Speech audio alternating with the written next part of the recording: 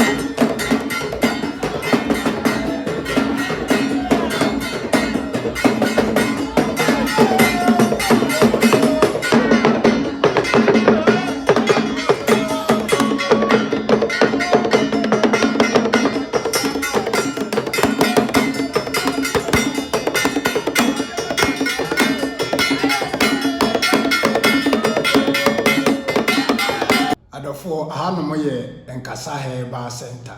ye wo Kumasi Feyase no Kumasi Lake kwanso otra tunsu na waba esreso na waba Feyase se ufri Kumasi eba baby ewa Feyase na onam atonsu ba ubedu Feyase a ye Free Junction bi Pentecost Junction ufri atonsu ba e right side nti sa junction ne so no usi ho no mo a plagia gina ho a ubisa o mo se opese okọ Nkasa Herbal otremu a o mo do beba na yedwuma di a ye ne se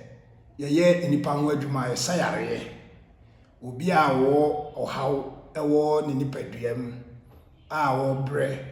a wachini a onya no aduro wakọ hospital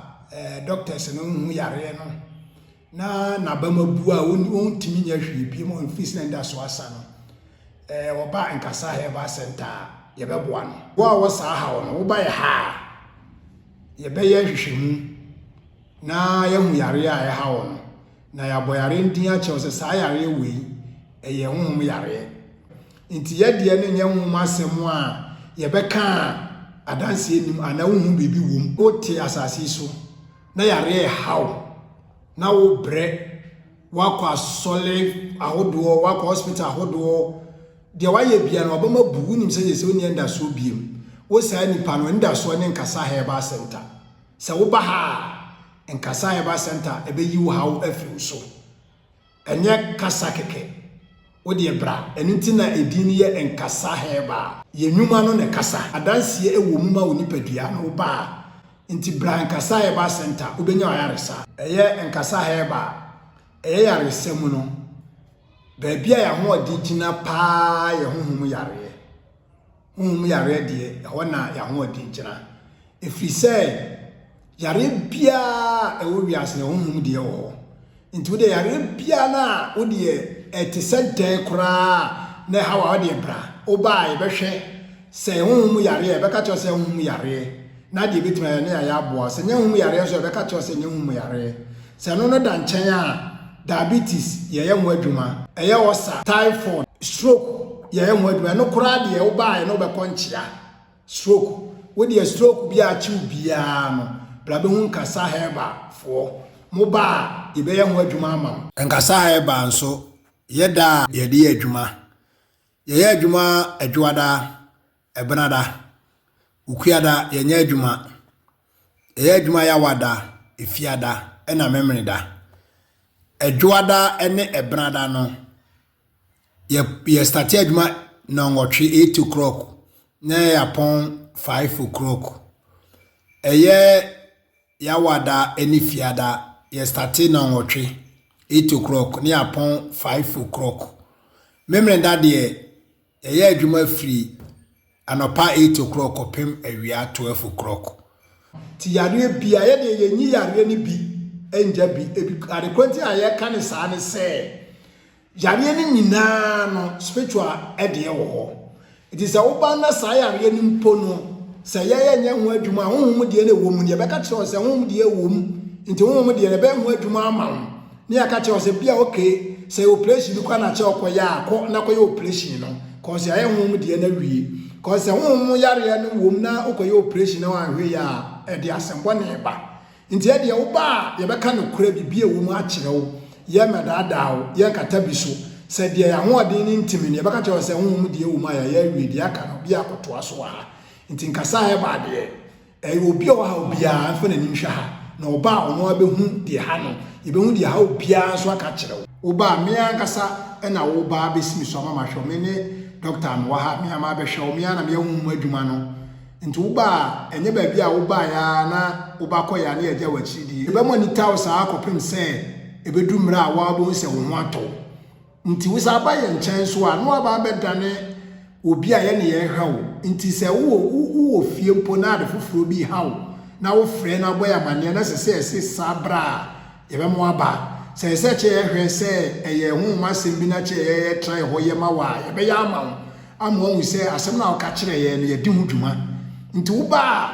wonya ba bia wo ba wo betua sika ka se watua sika agu ye be hwe wa kopem se wan kasa no bia na be wa bisa afi de wa bre wo ma enche biem de nya sa de a ye no be nante saa kopim se nya men kwa wo de ama no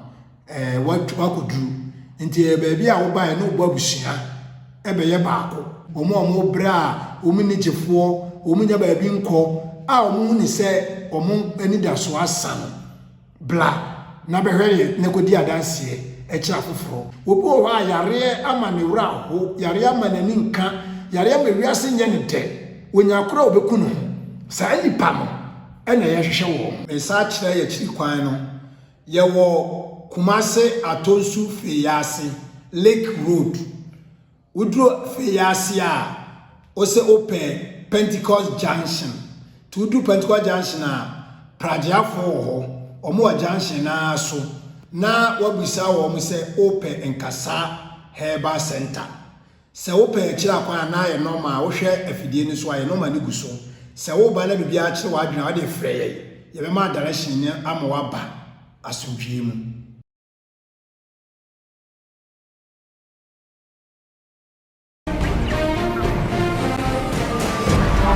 Mpeninsem TV